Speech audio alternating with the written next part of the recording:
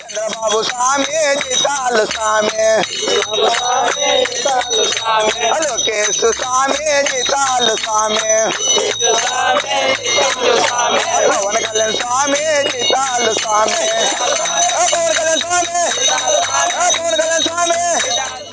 తమ సమస్యలు పరిష్కరించాలంటూ CM Chandrababu, deputy CM Pawan Kalyan, మంత్రి లోకేష్ చిత్రపటాల ముందు భజనలు చేస్తూ వినూత్న నిరసన తెలియజేశారు శ్రీ సత్యసాయి తాగునీటి పథకం కార్మికులు. మమ్మల్ని కాపాడండి స్వామి అంటూ వేడుకున్నారు.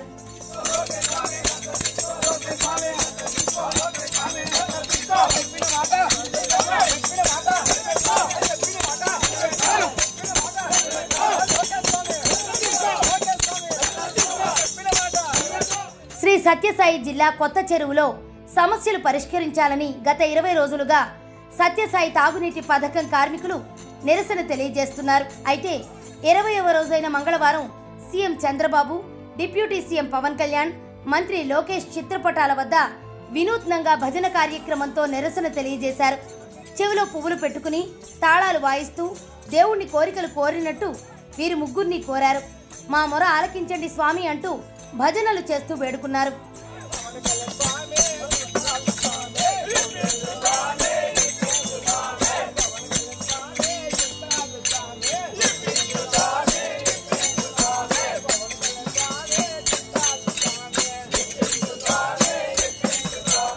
ఆరు నెలలుగా జీతాలు ఇవ్వకపోవడంతో పొట్ట నింపుకోవడం కష్టంగా మారిందని కార్మికులు ఆవేదన వ్యక్తం చేస్తున్నారు.